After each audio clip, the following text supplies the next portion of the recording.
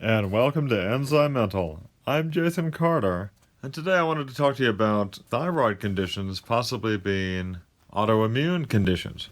It's estimated that around 20 million people in the U.S. have thyroid disease, with women experiencing thyroid problems 5 to 10 times more frequently than men. Although hypothyroidism, which is underactive thyroid, is the most common condition, hyperthyroidism, which is overactive thyroid, is also concerning. Of all the cases of thyroid disease in the U.S., the vast majority are autoimmune driven, meaning the body's own immune system is inappropriately attacking the thyroid gland, causing it to produce too much or too little of the thyroid hormones. While conventional treatment focused on symptom relief can be extremely helpful, to truly address an autoimmune thyroid condition, you must address the underlying causes that are triggering the attack. The thyroid gland produces the hormones thyroxine, which is otherwise known as T4, and triiodothyronine, which is otherwise known as T3. Every cell in the body has receptors for thyroid hormones, and after being produced, they are circulated to the various tissues in the body.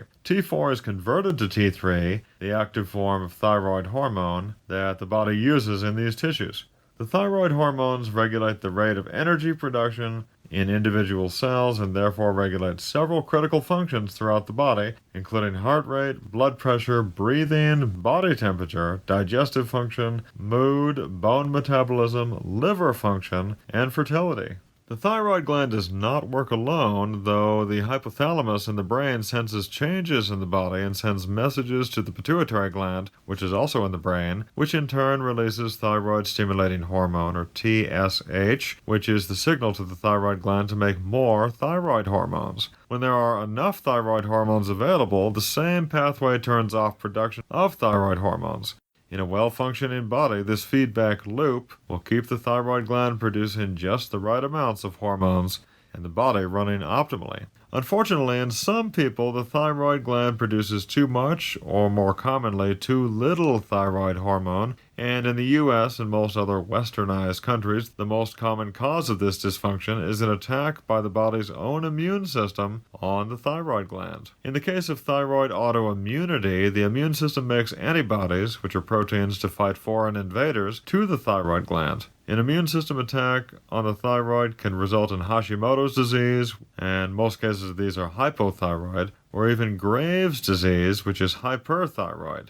Hashimoto's disease accounts for about 90% of the hypothyroid cases in the U.S., while Graves' disease is believed to affect around 1 to maybe 2% of the general population.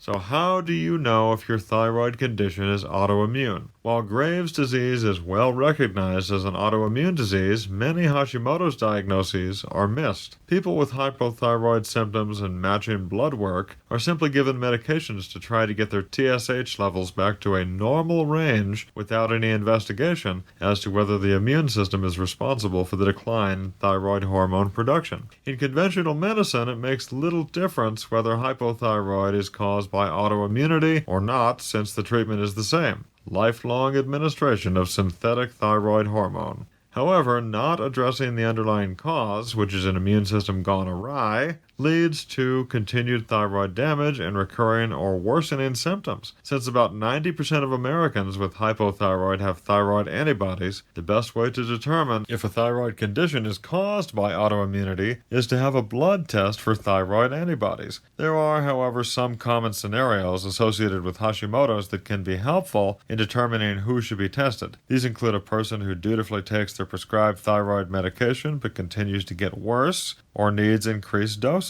Another common scenario is when the thyroid fluctuates between under and overactive. This person may see their TSH levels high, low, and even normal, and may have both hypo and hyperthyroid symptoms. The last scenario is when a person exhibits Hashimoto's symptoms and also has one of several autoimmune conditions, including pernicious anemia and gluten intolerance and/or celiac disease. Even those who get an antibody test may get a false negative result. This is because the immune system fluctuates and sometimes the condition is dormant. So when the symptoms are highly suggestive of autoimmune thyroid disease, it's sometimes necessary to test and retest for thyroid antibodies.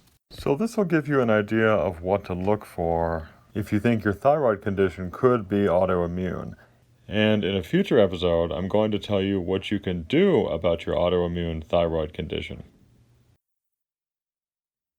Thanks for watching. I'm Jason Carter, and I'll see you next time on ENZYMENTAL. Stay healthy.